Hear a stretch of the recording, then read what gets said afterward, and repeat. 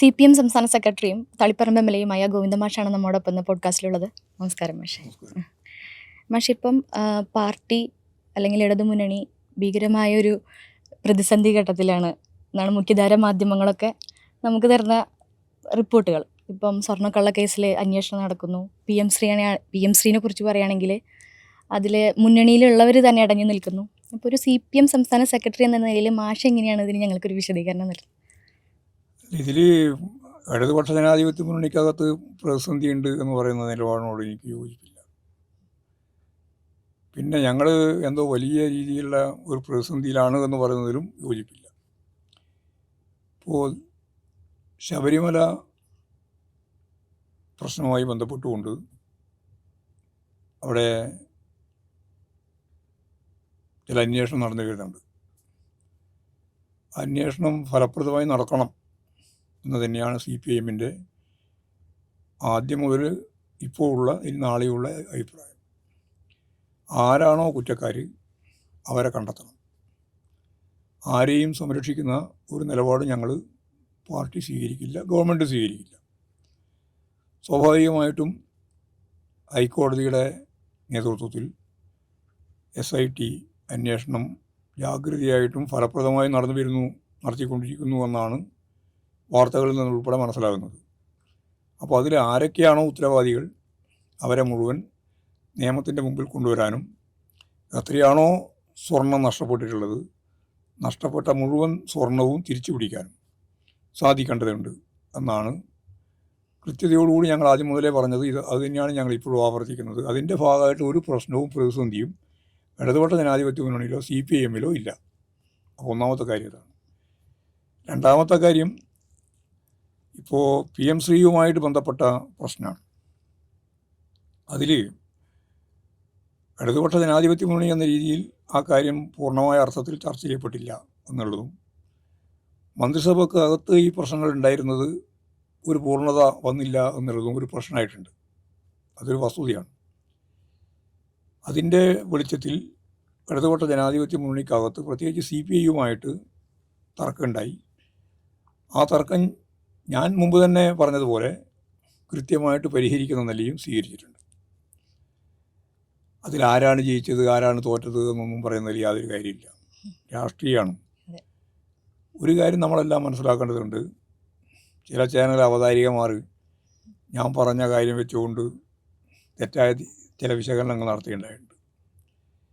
ഞാൻ അന്നും ഇന്നും പറയുന്നത്, അല്ലെങ്കിൽ ഞങ്ങൾ പൊതുവേ പറഞ്ഞത് 1957 ലോക ചരിത്രത്തിൽ ആദ്യമായിട്ട് കമ്മ്യൂണിസ്റ്റ് പാർട്ടി പാർലമെൻ്ററി ജനാധിപത്യ സംവിധാനത്തിലൂടെ അധികാരത്തിൽ വന്നത്.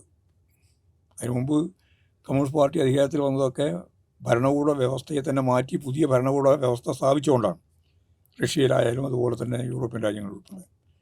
അതിൽ നിന്ന് തികച്ചും വ്യത്യസ്തമായ രീതിയിലാണ് കേരളത്തിൽ പാർലമെൻ്ററി സ്ഥിതി പൂർണ്ണമായിട്ട് ഉപയോഗപ്പെടുത്തിക്കൊണ്ട് എങ്ങനെ ഒരു കമ്മ്യൂണിസ്റ്റ് പാർട്ടിക്ക് അധികാരത്തിൽ വരാം എന്നുള്ള ആദ്യത്തെ ഒരു കീഴ്വഴക്കമില്ലാത്ത ലോകത്തിൻ്റെ മുമ്പിൽ ആദ്യത്തെ സംരംഭം കേരളത്തിലെ ഇടതുപക്ഷ അന്നത്തെ കമ്മ്യൂണിസ്റ്റ് പാർട്ടിയുടെ നേതൃത്വത്തിലുള്ള ഗവൺമെൻറ്റാണ്. അതിൽ സ്വതന്ത്രന്മാരും കൂടി ഉണ്ടായിരുന്നു. ആ ഗവൺമെൻറ്റിൻ്റെ നേതൃത്വത്തിലുണ്ടായിരുന്നത് സഖാവ് EMS ആണ്. EMS ഒരു കാര്യം പറഞ്ഞു. അതായത് ഞങ്ങൾ ഭരണത്തിലേക്ക് വരുമ്പോൾ ഞങ്ങൾ നിരവധിയായ മുദ്രാവാക്യങ്ങൾ ജനങ്ങളുടെ മുമ്പിൽ ഉന്നയിച്ചിട്ടുണ്ട്. കമ്മ്യൂണിസ്റ്റ് പാർട്ടി നിരവധിയായ മുദ്രാവാക്യങ്ങൾ ജനങ്ങളുടെ മുമ്പിൽ അവതരിപ്പിച്ചിട്ടുണ്ട്. ഈ മുദ്രാവാക്യങ്ങൾ മുഴുവൻ പ്രാവർത്തികമാക്കാൻ സാധിക്കുന്ന ഒരു ഗവൺമെൻറ് അല്ല ഇപ്പോൾ അധികാരത്തിൽ വന്ന ഗവൺമെൻറ്. അതാണ് അതിൻ്റെ പരിമിതി. എന്നാൽ ജനങ്ങൾക്ക് ആശ്വാസം നൽകാൻ കഴിയുന്ന നിരവധി നടപടികൾ ഗവൺമെൻറ്റിന് സ്വീകരിക്കാനാവും. അങ്ങനെയുള്ള നടപടികൾ ആദ്യം തന്നെ സ്വീകരിച്ചു. അതിലൊന്നാമത്തെ നടപടിയാണ് 6ാമത്തെ ദിവസം ഓർഡിനൻസ് ഇറക്കിക്കൊണ്ട് അന്നത്തെ EMS ഗവൺമെൻറ് കുടിയൊഴിപ്പിക്കരുത് എന്ന ഓർഡിനൻസ് കൊണ്ടുവന്നു. കുടിയൊഴിപ്പിക്കരുത് കേരളത്തിൻ്റെ ചരിത്രത്തിലെ ഏറ്റവും പ്രധാനപ്പെട്ട വിധി നിർണായകമായ ഒരു തീരുമാനമായിരുന്നു അത്. ജന്മിമാർക്ക് ഭൂപ്രമാണിമാർക്ക് കുടിയാന്മാരെയും കൃഷിക്കാരെയും ഭൂമിയിൽ നിന്ന് ഒഴിപ്പിക്കാനുള്ള അവകാശം ഉണ്ടായിരുന്നു. അത് 57 ഏപ്രിൽ 11 ഓർഡിനൻസ് വഴിയാണ് അത് അവസാനിപ്പിച്ചത്. അതൊരാശ്വാസമാണ്. അപ്പോൾ ജനങ്ങൾക്ക് ആശ്വാസം നൽകാൻ കഴിയുമെന്ന പ്രത്യേകത ആ ഗവൺമെൻറ്റിനുണ്ട്. എന്നാൽ പാർട്ടി മുന്നോട്ടേക്ക് വെച്ച എല്ലാ മുദ്രാവാക്യങ്ങളും നടപ്പിലാക്കാൻ സാധിക്കുന്ന ഒന്നല്ല ഈ ഗവൺമെൻറ് എന്ന പരിമിതിയും ആ ഗവൺമെൻറ്റിനുണ്ട്. അതിപ്പോഴും ബാധകമാണ്. ഇപ്പോൾ കമ്മ്യൂണിസ്റ്റ് പാർട്ടി വെക്കുന്ന മുദ്രാവാക്യങ്ങൾ മുഴുവൻ, ഇപ്പോൾ ഭരണകൂട വ്യവസ്ഥ എന്ന് പറയുന്നത് ഒരു ബൂർഷ്വാ സമ്പദ് വ്യവസ്ഥയാണല്ലോ ഈ ഇന്ത്യയിൽ. കുത്തക മുതലാളിത്തവും ഭൂപ്രഭുത്വവും സാമ്രാജ്യത്വവും അതിൻ്റെ താല്പര്യങ്ങളൊക്കെ സംരക്ഷിക്കുന്ന ഒരു ഭരണകൂട വ്യവസ്ഥയാണ് ഉള്ളത്. ആ ഭരണകൂട വ്യവസ്ഥക്കകത്ത് നിന്നുകൊണ്ട് കമ്മ്യൂണിസ്റ്റ് പാർട്ടി നേതൃത്വത്തിലുള്ള അല്ലെങ്കിൽ ഇടതുപക്ഷ ജനാധിപത്യ മുന്നണി ഗവൺമെൻറ്റിന് പരിമിതികളുണ്ട്. ആ പരിമിതികൾ കണ്ടുകൊണ്ടും എന്നാൽ ഒരുപാട് കാര്യങ്ങൾ ജനങ്ങൾക്ക് വേണ്ടി ചെയ്യാൻ സാധിക്കുന്ന സാഹചര്യവും. അത് കേവലം ആശ്വാസ നടപടി മാത്രമല്ല, അതിനേക്കാൾ അപ്പുറം കടന്നുകൊണ്ട് കേരളത്തെ സംബന്ധിച്ചിടത്തോളം പറയുകയാണെങ്കിൽ ജന്മിത്വം അവസാനിപ്പിക്കുന്ന മൗലികമായ നിലപാട് വരെ സ്വീകരിച്ച അനുഭവം കേരളത്തിലെ ഇടതുപക്ഷ ഗവൺമെൻറ്റുകൾക്ക് ഉണ്ട്. അപ്പോൾ അതെല്ലാം വെച്ചുകൊണ്ട് നമുക്ക് നമ്മുടെ പരിമിതികളും പരിമിതിക്കൊപ്പം തന്നെ നമുക്ക് ചെയ്യാൻ സാധിക്കുന്ന ജനങ്ങളെ സഹായിക്കുന്നതിന് വേണ്ടി, ജനങ്ങളുടെ ജീവിതം മെച്ചപ്പെടുത്തുന്നതിന് വേണ്ടി നടത്താൻ സാധിക്കുന്ന വളരെ പ്രധാനപ്പെട്ട ഒരുപാട് കാര്യങ്ങൾ നമുക്ക് നിർവഹിക്കാൻ കഴിയുന്നതാണ്. അതുകൊണ്ടാണ് കമ്മ്യൂണിസ്റ്റുകാർ പാർലമെൻ്ററി ജനാധിപത്യ വ്യവസ്ഥയുടെ ഭാഗമായിട്ട് തിരഞ്ഞെടുപ്പിൽ മത്സരിക്കുകയും നമുക്ക് ഭൂരിപക്ഷം കിട്ടിയാൽ വഹിക്കുകയും ഭൂരിപക്ഷം ഇല്ലെങ്കിൽ പ്രതിപക്ഷത്തിരിക്കുകയൊക്കെ ചെയ്യുന്നത് ഈ ഒരു സാഹചര്യത്തിലാണ്. അങ്ങനെ വരുമ്പോൾ കേന്ദ്ര ഗവൺമെൻറ്റിൻ്റെ നിബന്ധനകൾക്ക് വിധേയമാവാതെ ഒരു പൂർണ്ണമായ അർത്ഥത്തിൽ റിപ്പബ്ലിക്ക് പോലെ കേരളം ഒരു രാജ്യമായിട്ട് നിൽക്കുകയല്ല. അപ്പോൾ ഒരുപാട് പരിമിതികൾ നമ്മൾ അഭിമുഖീകരിക്കുന്നുണ്ട്. അതിൽ ജനങ്ങൾക്ക് അംഗീകരിക്കാനാവാത്ത, ജനങ്ങൾക്ക് എതിരായിട്ട് വരുന്ന എല്ലാ നിലപാടിനെയും എതിർത്തുകൊണ്ട് തന്നെയാണ് ഇടതുപക്ഷ ജനാധിപത്യ മുന്നണി ഗവൺമെൻറ്റും അതുപോലെ communist party of India, Marxist ഉൾപ്പെടെ ഈ ഘട്ടത്തിലും പ്രവർത്തിച്ചുകൊണ്ടിരിക്കുന്നത്. അപ്പോൾ ഇങ്ങനെയുള്ള ഒരു പശ്ചാത്തലത്തിലുള്ള ഒരു സാഹചര്യത്തിൽ സ്വാഭാവികമായിട്ട് ഉയർന്നു വന്ന ഒരു പ്രശ്നം അടിസ്ഥാനപ്പെടുത്തിയിട്ട് ചില തർക്കങ്ങളും പ്രശ്നങ്ങളും ഉണ്ടായി. ഇടതുപക്ഷ ജനാധിപത്യ മുന്നണി സാധാരണ ചെയ്യുന്നത് പോലെ പരസ്പരം ചർച്ചയിലൂടെയും ഉഭയകക്ഷി ചർച്ചയിലൂടെയും ആ പ്രശ്നങ്ങളെല്ലാം ഇപ്പോഴും പരിഹരിച്ച് മുന്നോട്ടേക്ക് പോവുകയാണ്. അതുകൊണ്ട് മുന്നണിക്കകത്ത് യാതൊരു തരത്തിലുള്ള പ്രശ്നവും ഇടതുപക്ഷ ജനാധിപത്യ മുന്നണിക്കകത്ത് ഇപ്പോഴില്ല.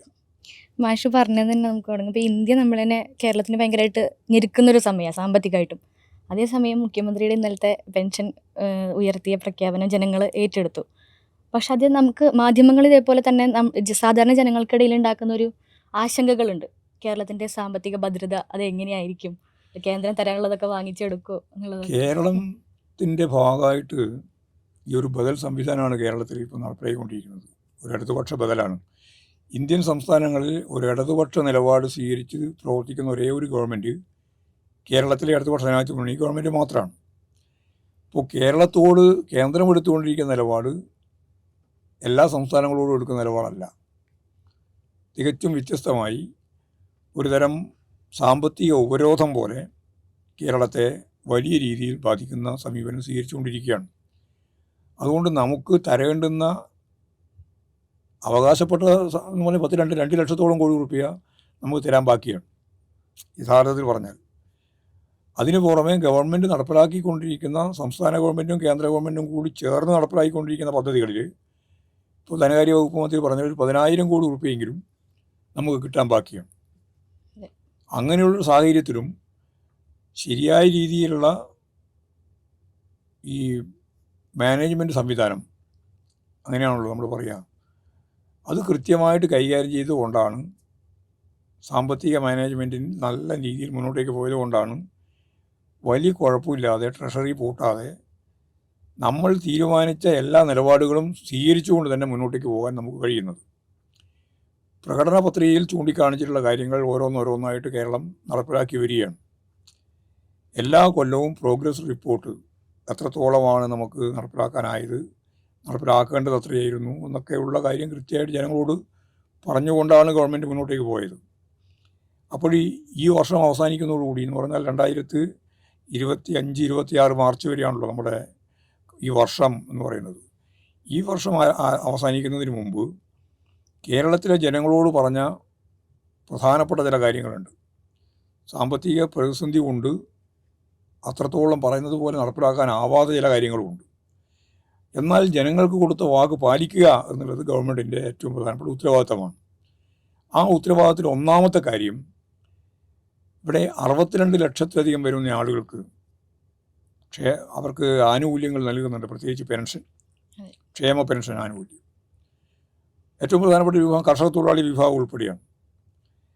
അവർക്കെല്ലാം 45 ഉറുപ്പികയിൽ നിന്നാണ് ഇത് തുടങ്ങിയത്. 1980 നായനാരുടെ ഗവൺമെൻറ്റാണ് തുടങ്ങിയത്. അതിങ്ങനെ അടുത്ത വർഷം മുന്നേ ഗവൺമെൻറ്റുകൾ തന്നെ വർദ്ധിപ്പിച്ച് ഒരു ഗവൺമെൻറ്റും വേറെ കൊടുത്തിട്ടില്ല, അധികം വർദ്ധിപ്പിച്ചില്ല. ഒരു ഘട്ടത്തിൽ 100 രൂപ വർദ്ധിപ്പിച്ചു എന്ന് ഉമ്മൻചാണ്ടി പറഞ്ഞതല്ലാതെ അത് കൊടുത്തിട്ടുമില്ല. അപ്പോൾ വർദ്ധിപ്പിച്ചതും കൊടുത്തതും മുഴുവൻ ഇടതുപക്ഷ ജനാധിപത്യ മുന്നണി ഗവൺമെൻറ്റുകൾ മാത്രമാണ്. അത് കഴിഞ്ഞ പ്രാവശ്യം 600 രൂപയായിരുന്നു.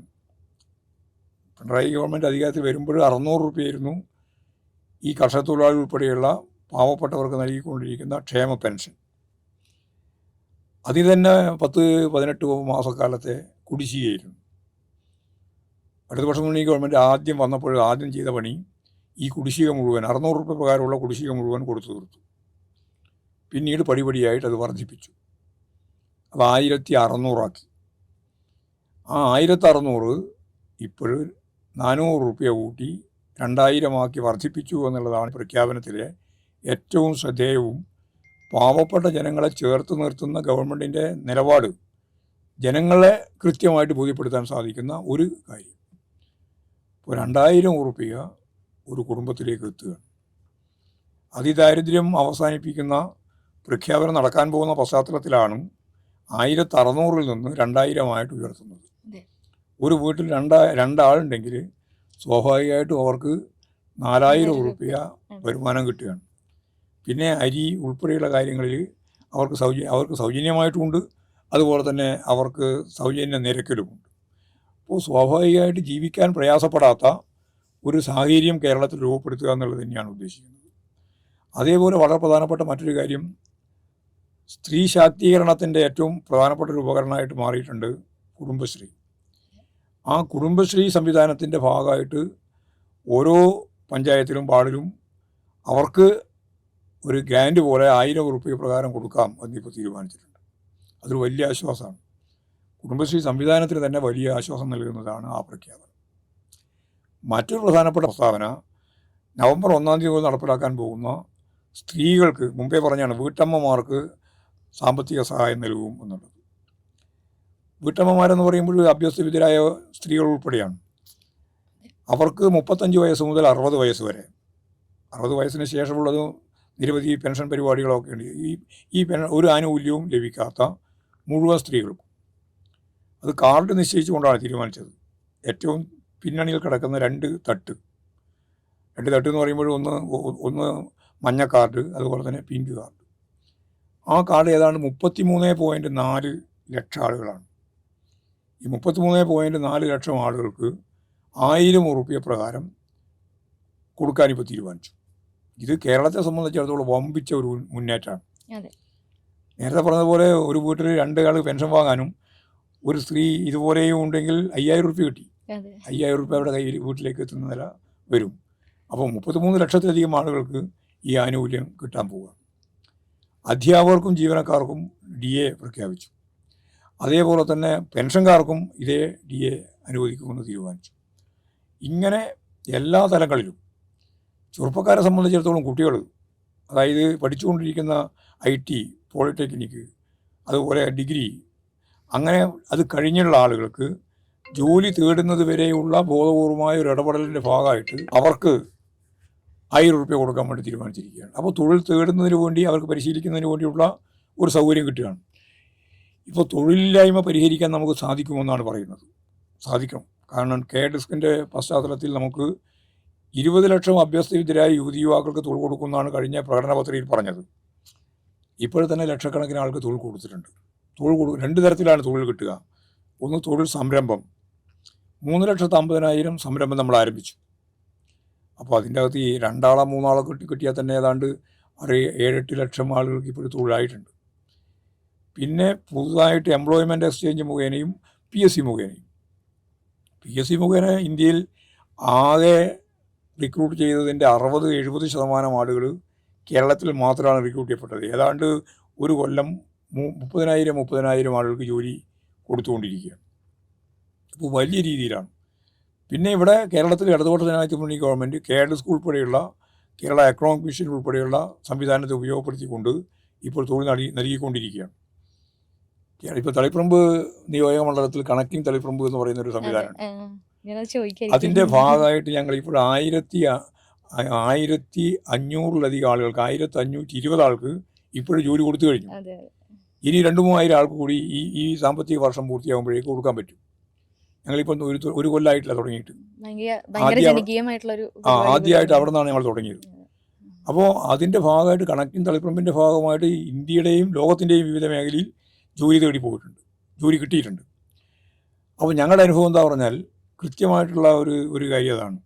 MA, MSc, BA, BSc, BCom എല്ലാം ഉണ്ടെന്ന് പറഞ്ഞിട്ടൊന്നും കാര്യമില്ല. അവർക്ക് ജോലി ലഭിക്കുന്നതിന് വേണ്ടിയുള്ള സ്കില്ല് വേണം. കമ്മ്യൂണിക്കേറ്റീവ് ഇംഗ്ലീഷ് വളരെ ഫലപ്രദമായിട്ടും കൈകാര്യം ചെയ്യാൻ പഠിക്കണം. അങ്ങനെ പഠിപ്പിച്ചാൽ അവർക്കെല്ലാം ഇൻ്റർവ്യൂവിൽ പോകാൻ പറ്റും. ഇപ്പോൾ വീട്ടിൽ തന്നെ ഇൻ്റർവ്യൂ നടത്താം. ആ ഇൻ്റർവ്യൂവിൽ പങ്കെടുത്തുകൊണ്ട് ഫലപ്രദമായിട്ട് ആത്മവിശ്വാസത്തോടുകൂടി ഇൻ്റർവ്യൂ നേരിടാൻ കഴിയും. അതിന് അവരെ പ്രാപ്തമാക്കുക, അവരെ സ്കില്ല് അവരെ പഠിപ്പിക്കുക. ഇങ്ങനെയെല്ലാമുള്ള ഒരു അവസ്ഥ വരുമ്പോൾ സ്വാഭാവികമായിട്ടും പ്രതീക്ഷിക്കുന്നതിനേക്കാൾ കൂടുതൽ ആളുകൾക്ക് ജോലി ലഭിക്കുന്നതാണ് നമ്മുടെ കേരളത്തിൻ്റെ ഒരവസ്ഥ. ഇത് ഒരു മണ്ഡലത്തിൽ മാത്രമല്ല, കേരളത്തിലുടനീളം ഈ നിലപാട് വരാൻ പോവാണ്. അപ്പോൾ സ്വാഭാവികമായിട്ടും ലക്ഷക്കണക്കിന് ആളുകൾക്ക് തൊഴിൽ കിട്ടും. അങ്ങനെ വരുമ്പോൾ ഡിഗ്രി ഉൾപ്പെടെ പാസ്സായിട്ട് തൊഴിലിന് വേണ്ടി ശ്രമിച്ചുകൊണ്ടിരിക്കുന്നവർക്ക് ഞാൻ ഈ പറഞ്ഞതുപോലെ സ്കില്ല് കൂടുതൽ ഫലപ്രദമായിട്ട് പഠിക്കാനും ഉൾക്കൊള്ളാനും അതുപോലെ തന്നെ ഒരു ഇൻ്റർവ്യൂവിന് തയ്യാറാവാനും ഒക്കെയുള്ള ഒരു സാഹചര്യം അവർക്ക് അതിന് ആത്മവിശ്വാസം നൽകാൻ വേണ്ടിയിട്ടാണ് ഇപ്പോഴും ഗവൺമെൻറ് 1000 രൂപ പ്രകാരം മാസാമാസം തരുമെന്ന് പറഞ്ഞത്. അത് വളരെ ശ്രദ്ധേയമായ ഒരു പരിപാടിയായിരിക്കും. അത് കേവലമായിട്ടൊരു പെൻഷൻ കൊടുക്കുന്ന പോലെയല്ല, അതൊരു ഗ്രാൻഡാണ്.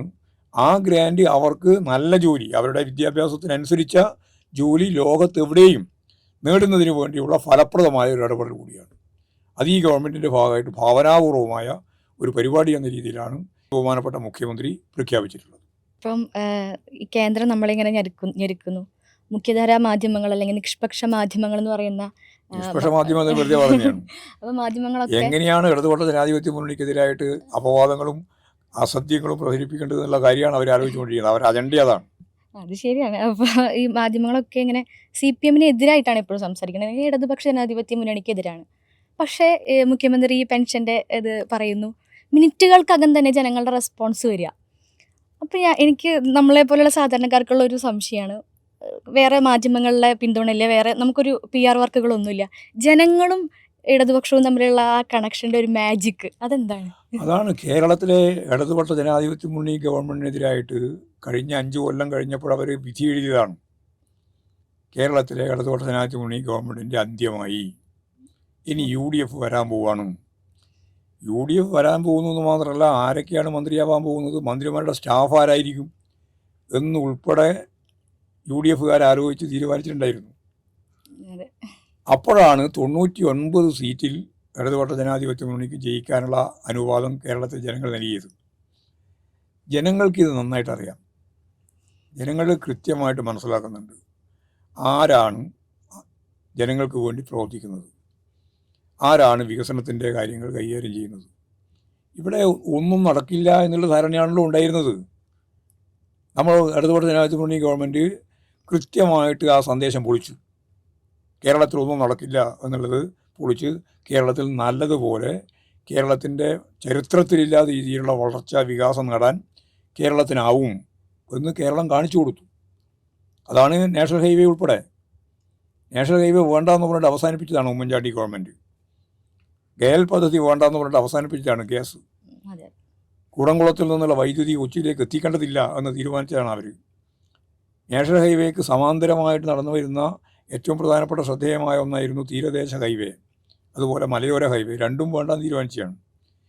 ഇങ്ങനെ എന്തൊക്കെ നടക്കില്ല എന്നവർ പറഞ്ഞോ അത് മുഴുവൻ നടക്കും എന്ന് തെളിയിച്ചിട്ടുള്ളതാണ് ഇടതുപക്ഷ ജനാധിപത്യ മുന്നണി ഗവൺമെൻറ്റിൻ്റെ കഴിഞ്ഞ 9.5 കൊല്ലക്കാലത്തെ പ്രവർത്തനത്തിൻ്റെ ഏറ്റവും ശരിയായ രീതിയിൽ ജനങ്ങളുടെ മനസ്സിലെത്തിയിട്ടുള്ളത്. അപ്പോൾ കഴിഞ്ഞ 5 കൊല്ലം കൊണ്ട് ഇനി ഈ ഗവൺമെൻറ് ഉണ്ടാവില്ല എന്ന് പ്രചരിപ്പിച്ച ആളുകൾക്ക് തെറ്റി. ജനങ്ങൾ തന്നെ ഇടതുപക്ഷ ജനാധിപത്യ മുന്നണിക്ക് അനുകൂലമായിട്ട് വോട്ട് രേഖപ്പെടുത്തി. മിക്കവാറും മാധ്യമങ്ങൾ, നമ്മുടെ ഇപ്പം വളരെ ചുരുക്കം മാധ്യമങ്ങൾ ഒഴിച്ച് മുഴുവൻ മാധ്യമങ്ങളും, അങ്ങനെ പറയാലോ, അവരുടെ എല്ലാ ശ്രദ്ധയും അവരുടെ മുഴുവൻ കഴിവും അപവാദം പ്രചരിപ്പിക്കാൻ വേണ്ടി ഈ ഗവൺമെൻറ് വരില്ല എന്ന് പ്രചരിപ്പിക്കാൻ വേണ്ടി നടത്തിയ എല്ലാ ശ്രമങ്ങളും പരാജയപ്പെട്ട് ജനങ്ങൾ ഗവൺമെൻറ്റിനോടൊപ്പം നിൽക്കുന്ന നിലയാണ് സ്വീകരിച്ചത്. ഇനിയിപ്പോഴും വരാൻ പോകുന്ന ഏപ്രിൽ മെയ് അടുത്ത വർഷം ഏപ്രിൽ മെയ് ആകുമ്പോഴേക്ക് തിരഞ്ഞെടുപ്പായി. ആ തിരഞ്ഞെടുപ്പിൽ വേറൊരു സംശയം ഉണ്ടാവാൻ ഇടയില്ല. കാര്യം ജനങ്ങൾക്ക് കിട്ടിയിട്ടുള്ള ആനുകൂല്യങ്ങളും കേരളത്തിന് നൽകിയിട്ടുള്ള വികസന പ്രക്രിയയിലെ ഗവൺമെൻറ് ഇടപെടലും എല്ലാം ചേർത്ത് നിർത്തി നോക്കിയാൽ കേരളത്തോട് താല്പര്യമുള്ള മുഴുവൻ മനുഷ്യരും ഇടതുപക്ഷ ജനാധിപത്യ മുന്നണിക്ക് അനുകൂലമായിട്ട് വോട്ട് ചെയ്യും. ഇന്നലെ KPCC പ്രസിഡന്റിനോട് അല്ലെങ്കിൽ KPCCയോട് യോജിച്ച് നിന്ന് പ്രവർത്തിക്കണമെന്ന് പ്രതിപക്ഷ നേതാവിനോട് ആജ്ഞാപിക്കാൻ നിർബന്ധിതരായിരിക്കുകയാണ് കോൺഗ്രസിൻ്റെ ഹൈക്കമാൻഡ്. എന്നിട്ട് അവർ പ്രഖ്യാപിച്ചിരിക്കുകയാണ്, കേരളത്തിൽ ആരാണ് മുഖ്യമന്ത്രി എന്നുള്ളത് ഞങ്ങൾ പറയുന്നില്ല. സാധാരണ ആദ്യം അതാണ് പറഞ്ഞുകൊണ്ടിരുന്നത്. ഞങ്ങളെ പറ്റിയാണ് സ്ഥിരം പരാതി, നിങ്ങൾ ആരാണെന്ന് പറയുന്നില്ല എന്നാണ്. ഞങ്ങൾ പറയാറില്ല, സാധാരണ തിരഞ്ഞെടുപ്പ് കഴിഞ്ഞതിന് ശേഷമാണ് പറയുക. പക്ഷേ ഇന്നലെ അവർ ഉറപ്പായി പറഞ്ഞിരിക്കുകയാണ്, ഞങ്ങളൊരു കോർ കമ്മിറ്റി ഉണ്ടാക്കുകയാണ്, നിങ്ങളുടെ ഇവിടുത്തെ കമ്മിറ്റിയൊന്നുമല്ല, അതിൻ്റെ മേലൊരു കമ്മിറ്റി ഞങ്ങൾ ഉണ്ടാക്കുകയാണ്. ആരാണ് കേരളത്തിൻ്റെ മുഖ്യമന്ത്രിയായിട്ട് വരേണ്ടത് എന്ന് ഞങ്ങളിപ്പോൾ പറയുന്നില്ല എന്ന് പറഞ്ഞാൽ അത്രയും പ്രതിസന്ധിയാണ്. മുഖ്യമന്ത്രിയാവാൻ വേണ്ടി 3-4 ആളുകൾ കുപ്പായിട്ട് നടക്കുകയാണ്. ആ ഒരു ഗൗരവതരമായ സംഘർഷാത്മക UDF ഉള്ളത്. മാത്രമല്ല, UDFിൻ്റെ ചരിത്രത്തിൽ പുതിയ ഒരു അധ്യായമാണ് അവർ രചിക്കാൻ പോകുന്നത്. വർഗീയ ശക്തികളുമായിട്ട് ചേർന്നുകൊണ്ടാണ് ആ മുന്നണി. ജമാഅത്തെ ഇസ്ലാമിനെയും SDPയെയും ഞങ്ങൾ ചേർക്കും എന്ന് യാതൊരു മറയുമില്ലാതെ ലീഗും കോൺഗ്രസും പ്രഖ്യാപിച്ചിരിക്കുകയാണ്. ജമാഅത്തെ ഇസ്ലാമി എന്ന് പറയുന്നത് ലോകത്ത് ഇസ്ലാമിക രാഷ്ട്രം വേണം എന്ന ആശയം പ്രചരിപ്പിച്ചുകൊണ്ടിരിക്കുകയാണ്. ഞങ്ങൾ അതും ഇവിടെ പ്രചരിപ്പിക്കുന്നതാണ് എന്ന് മൗദൂദിയുടെ ആശയങ്ങളെ അടിസ്ഥാനപ്പെടുത്തിക്കൊണ്ട് നിരന്തരം പറഞ്ഞുകൊണ്ടിരിക്കുന്നവരാണ് യഥാർത്ഥത്തിൽ കേരളത്തിലെയും ഇന്ത്യയിലെയും ലോകത്തെയും ജമാഅത്തെ ഇസ്ലാമി. ആ ജമാഅത്തെ ഇസ്ലാമിയുമായിട്ട് ബന്ധപ്പെട്ടുകൊണ്ടാണ് ഒരു ഐക്യമുന്നണി പോലെ കേരളത്തിൽ പ്രവർത്തിക്കാൻ തീരുമാനിച്ചത് ലീഗും അതുപോലെ തന്നെ കോൺഗ്രസും. അപ്പോൾ അവർക്ക് ജനാധിപത്യ മതനിരപേക്ഷത എന്ന് പറയുന്നതിലൊന്നും യാതൊരു അടിസ്ഥാനമില്ലാന്ന് വ്യക്തമാണ്. എങ്ങനെയെങ്കിലും ജയിക്കുന്നതിന് വേണ്ടി ആരുമായിട്ടും കൂടാൻ യാതൊരു പ്രയാസമില്ല. RSS BJP സഖ്യം എല്ലാ കാലത്തും നമുക്കറിയാം ഇടതുപക്ഷത്തിനെതിരായിട്ടുള്ള നിലപാടാണ് സ്വീകരിച്ചത്. അവർ പരസ്യമായിട്ട് പ്രഖ്യാപിച്ചിട്ടുണ്ട്, ഞങ്ങൾ ഒന്നാമത്തെ നമ്പർ ശത്രു CPM ആണ്. അപ്പോൾ ഇടതുപക്ഷ ജനാധിപത്യ മുന്നണിയാണ്. അവരുമായിട്ട് ചേരുന്നതിനും ഇവർക്ക് യാതൊരു പ്രയാസവും പല ഘട്ടങ്ങളിലായിട്ടുണ്ടായിട്ടില്ല. കോലീബി സഖ്യമെല്ലാം കേരളത്തിലെ ജനങ്ങൾ കണ്ടതാണ്. അപ്പോൾ എല്ലാ വർഗീയ ശക്തികളും ചേർന്നുകൊണ്ടും അല്ലെങ്കിൽ വിഭജിച്ചുകൊണ്ടും അവിടെ നിൽക്കുകയാണ് മറുഭാഗത്ത്. ഞങ്ങൾ ഇതിനെല്ലാം എതിരായിട്ട് അതിശക്തിയായ പോരാട്ടവുമായി മുമ്പോട്ടേക്ക് പോവുകയാണ്. ഒരു വർഗീയ ശക്തിയുമായിട്ടും ഞങ്ങൾ യോജിച്ച് പോകുന്ന പ്രശ്നമില്ല. അത് ഭൂരിപക്ഷ വർഗീയതയായാലും ന്യൂനപക്ഷ വർഗീയതയായാലും. പിന്നെ UDFിൻ്റെ എല്ലാ അർത്ഥത്തിലും ഗവൺമെൻറ്റിനെ എതിരായിട്ടുള്ള നിലപാട് സ്വീകരിക്കാമെന്ന് മാത്രമേ ഉള്ളൂ അജണ്ട. ഒരു പുരോഗതി അവരംഗീകരിക്കുന്നില്ല, ഒരു പുതിയ പരിപാടിയും അവരംഗീകരിക്കുന്നില്ല, ഒരു വികസന പ്രക്രിയയും അവർ അംഗീകരിക്കില്ല. തുറമുഖ പ്രശ്നം വന്നപ്പോൾ അവർ ശക്തിയായിട്ട് എതിർക്കുകയായിരുന്നല്ലോ. വിഴിഞ്ഞം തുറമുഖത്തിന് അതിശക്തിയായിട്ട് അവസാനിപ്പിക്കണം എന്നാണല്ലോ UDF പറഞ്ഞത്. തുറമുഖ പ്രവർത്തനം മുഴുവൻ നിർത്തിവെക്കണം. കലാപം ഉണ്ടാക്കിയല്ലോ, പോലീസ് സ്റ്റേഷൻ ആക്രമിക്കുന്ന നിലയുണ്ടായല്ലോ. പക്ഷേ അതിനെയൊക്കെ അതിജീവിച്ചുകൊണ്ട് ലോകത്തിലെ ഏറ്റവും പ്രധാനപ്പെട്ട തുറമുഖമാണ് ഇപ്പോഴും വിഴിഞ്ഞം തുറമുഖം എന്നവർ പറഞ്ഞു. ഇനി വ്യാവസായിക കോറിഡോർ ആരംഭിക്കാൻ പോവുകയാണ്. ഇവിടെയാണ് ഒരു ത്രികോണ സംവിധാനത്തിലാണ് വികസനം കൈകാര്യം ചെയ്യാൻ ഉദ്ദേശിക്കുന്നത്. അത് ഒരു ഭാഗത്ത് വിഴിഞ്ഞം, തിരുവനന്തപുരം, കൊല്ലം, അതുപോലെ തന്നെ പുനലൂർ, ഈ ഒരു ത്രികോണത്തിൽ കേരളത്തിൻ്റെ ഒരു പുതിയ ചിത്രം വരാൻ പോവുകയാണ്. അതുപോലെ തന്നെ കൊച്ചി ഉൾപ്പെടെയുള്ള മധ്യ കേരളം വലിയ രീതിയിൽ മുന്നേറാൻ പോവുകയാണ്. കൊച്ചിയിൽ നിന്ന് ഒരു വ്യാവസായിക കോറിഡോർ ആരംഭിക്കുകയാണ് കോയമ്പത്തൂരിലേക്ക്.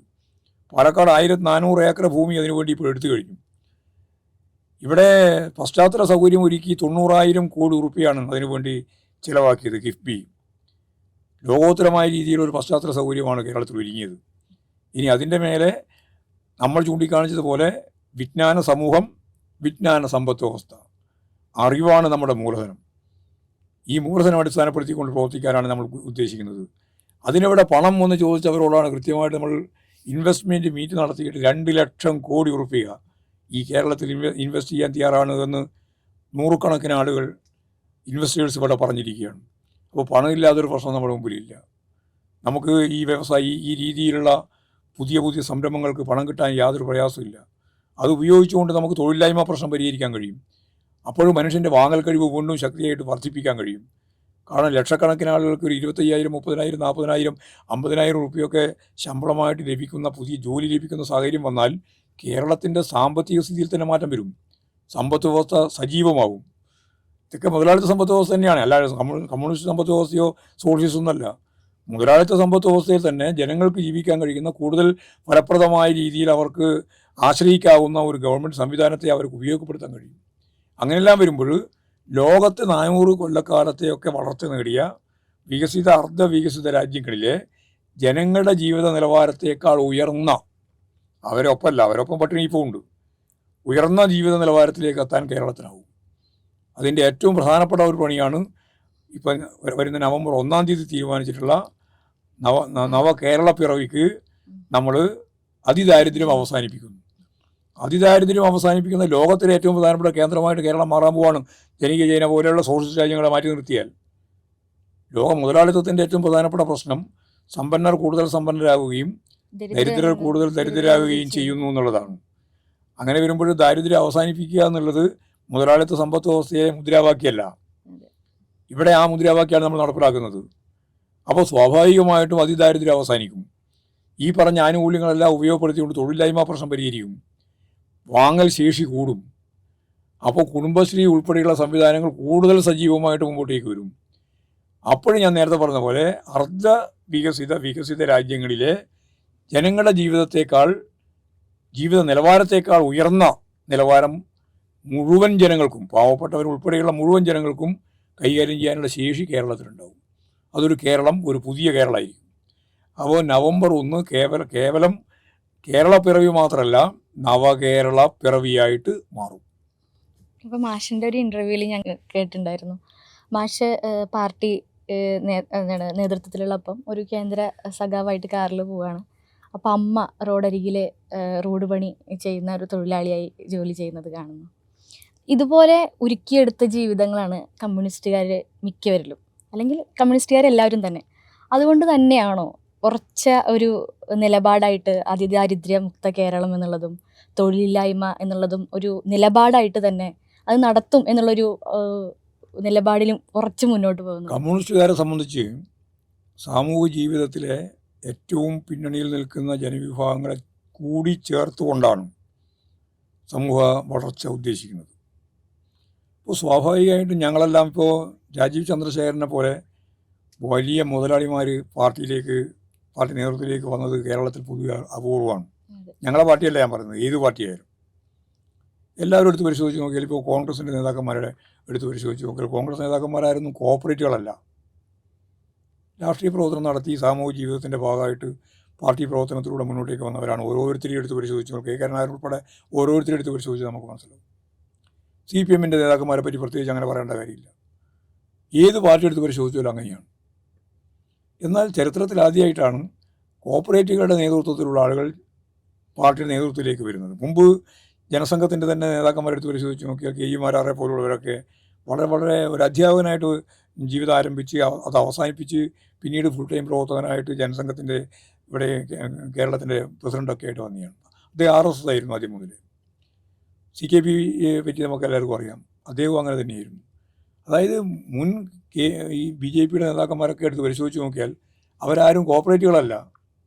എന്നാൽ ആദ്യമായിട്ടാണ് ഒരു കോർപ്പറേറ്റ് സംവിധാനത്തിൻ്റെ ഭാഗമായിട്ട് ഒരാൾ പ്രസിഡൻ്റായിട്ട് വരുന്നത്. അവർക്ക് ഈ ജീവിതത്തെ പറ്റി മനസ്സിലാക്കാനാവില്ല. ഞങ്ങൾക്ക് ഈ ജീവിതവുമായി ബന്ധപ്പെട്ട് ഞങ്ങളൊന്നും പഠിക്കേണ്ട കാര്യമില്ല. ഞങ്ങൾ ഈ ജീവിതമായിട്ട് ബന്ധപ്പെട്ട് തന്നെയാണ് വന്നത്. കഷ്ടപ്പെട്ട് വരുന്നൊരു കർഷക തൊഴിലാളി കുടുംബത്തിലാണ് ഞാനൊക്കെ ജനിച്ചത്. അവരുടെ തന്നെ ജീവിതത്തിൻ്റെ പശ്ചാത്തലത്തിലാണ് ഞങ്ങളൊക്കെ വളർന്നത്. അങ്ങനെയാണ് അമ്മ ജോലി ചെയ്യുന്നതൊക്കെ ഒരു അത്ഭുതമായിട്ട് ചെറിയ ആൾക്ക് തോന്നുന്നത്. ഞങ്ങളെ സംബന്ധിച്ചിടത്തോളം പ്രശ്നമില്ല. ഞങ്ങളുടെ ജീവിതം പൂർണ്ണമായിട്ട് ആ രീതി തന്നെ തുടങ്ങിയതാണ്.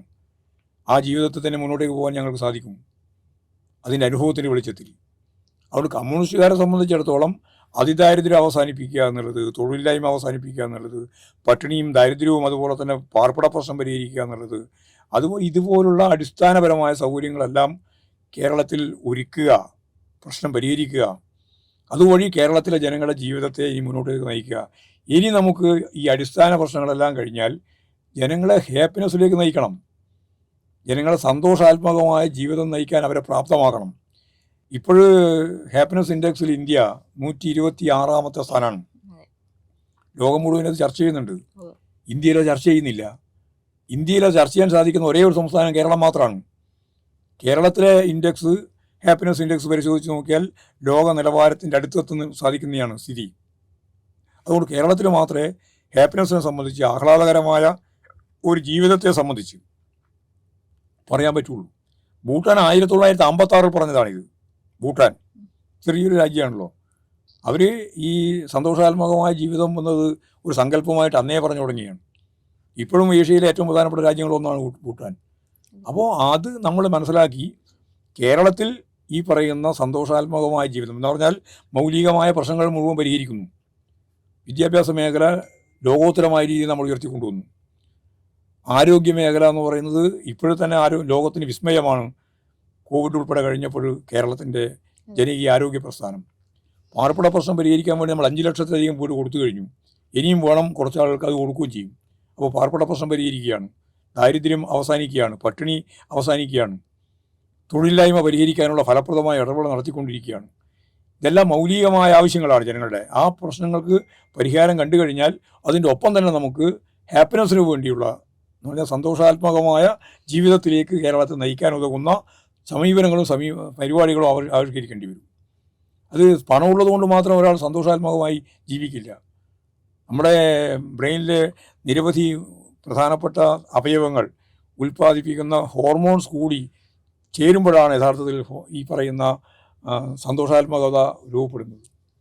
അതൊക്കെ നമുക്ക് ഗൗരവവും ചർച്ച ചെയ്യപ്പെടേണ്ട വിഷയങ്ങളാണ്. അതെ അതെ തീർച്ചയായിട്ടും. ഇപ്പം മാഷിൻ്റെ അടുത്ത് വളരെ പേഴ്സണൽ ആയിട്ടുള്ള ഒരു കാര്യം ചോദിക്കുകയാണ്. ഇപ്പം മാഷ് കേരളത്തിൽ തന്നെ ഏറ്റവും പ്രധാനപ്പെട്ട ഒരു പാർട്ടിയുടെ സാരഥ്യത്തിലുണ്ട്. അതോടൊപ്പം തന്നെ തളിപ്പറമ്പ് MLA ആണ്. അപ്പോൾ മാഷിൻ്റെ ഒരു ദിവസം എങ്ങനെയാണ് തുടങ്ങണത്? അതോടൊപ്പം തന്നെ നമ്മളതിനൊക്കെ അത്ഭുതപ്പെടുത്തുന്ന ഒരു കാര്യമുണ്ട്. ഇപ്പോൾ കഴിഞ്ഞ മാസം ഇറങ്ങിയൊരു പുസ്തകം ചിലപ്പോൾ മാഷിൻ്റെ അടുത്ത് ചോദിച്ചു കഴിഞ്ഞാൽ മാഷ് അതിനെക്കുറിച്ച് റിവ്യൂ പറയും. അപ്പോൾ ആ പുസ്തകം വായിക്കാനുള്ള സമയം കിട്ടുന്നു, അപ്ഡേറ്റഡ് ആണ് എല്ലാതിനെക്കുറിച്ചും. അപ്പോൾ എങ്ങനെയാണ് ഇത് കുടുംബത്തോടൊക്കെ ഒപ്പം സമയം ചെലവഴിക്കാനുള്ള ഒപ്പം ചെലവഴിക്കുന്ന സമയം വളരെ വളരെ കുറവാണ്. കാരണം ഞാനിവിടെ തിരുവനന്തപുരത്താണ്. കുടുംബം എന്ന് പറയുന്നത് പല ഭാഗത്തായിട്ടാണുള്ളത്. ഒപ്പം എല്ലാവരും ഇല്ല എന്നർത്ഥം. ഭാര്യയും അതുപോലെ തന്നെ മറ്റുള്ളവരെല്ലാം. ഭാര്യ അവിടെ കണ്ണൂരാണ്. ഒരു മകനുള്ളത് എറണാകുളത്താണ്. മറ്റൊരു മകൻ എറണാകുളം അതുപോലെ തന്നെ കണ്ണൂരൊക്കെ ആയിട്ട് നിൽക്കുകയാണ്. അവൻ അഡ്വക്കറ്റാണ്. അപ്പോൾ കേസുമായിട്ട് വരുമ്പോൾ ഇപ്പം എറണാകുളത്താണ് ഉള്ളത്. ഇനി അത് കഴിഞ്ഞാൽ കണ്ണൂരേക്ക് പോകും. അങ്ങനെ എല്ലാവരും ആ രീതിയിലാണ്. സ്വാഭാവികമായിട്ട് MLA എന്ന രീതിയിലുള്ള പണി അവിടെ മണ്ഡലവുമായിട്ട് ബന്ധപ്പെട്ട് ചെയ്യേണ്ടതുണ്ട്. അത് നല്ല രീതിയിൽ കൈകാര്യം ചെയ്യുന്നു എന്ന് തന്നെയാണ് കരുതേണ്ടത്. പിന്നെ വായന എന്ന് പറയുന്നത് യാത്രയിലൊക്കെയാണ് പലപ്പോഴും വായിക്കാൻ സമയം കിട്ടുക. അത് ഇപ്പോൾ ഓരോ പുസ്തകങ്ങൾ ഇറങ്ങുമ്പോൾ ആ പുസ്തകം പുസ്തകം ഇപ്പം നമുക്ക് നല്ലപോലെ ആളുകൾ അയച്ചു തരുന്നുണ്ട് വായിക്കാൻ വേണ്ടി. വായിക്കുമെന്ന് മനസ്സിലായതോടുകൂടി ആളുകൾ പുസ്തകം ഇഷ്ടംപോലെ തരുന്നുണ്ട്. ആ പുസ്തകങ്ങളൊക്കെ വായിക്കാനുള്ള സമയം ഉണ്ടാക്കിയിട്ട് വായിക്കാൻ മാത്രമേ വഴിയുള്ളൂ, വേറെ വഴിയൊന്നുമില്ല. അത് വായിക്കാതിരിക്കാനും പറ്റില്ലല്ലോ. അപ്പോൾ വായനയാണ് യഥാർത്ഥം നമ്മളെയൊക്കെ രൂപപ്പെടുത്തിയത്. അല്ലെങ്കിൽ നമ്മളൊന്നും അല്ലാതാവും. അപ്പോൾ വായിക്കുക, തുടർച്ചയായിട്ട് വായിക്കുക, വീണ്ടും വായിക്കുക, അതന്നെ. അതുകൊണ്ട് വായന എന്ന് പറയുന്നത് ഒരു ഹരം പോലെ കൈകാര്യം ചെയ്തു പോയിട്ടുള്ള ഒരാളാണ് ഞാൻ ആദ്യം മുതൽ, വളരെ ചെറിയ കുട്ടിയായിരിക്കുന്ന ഘട്ടം മുതൽ. അപ്പോൾ ശരി, താങ്ക് യു.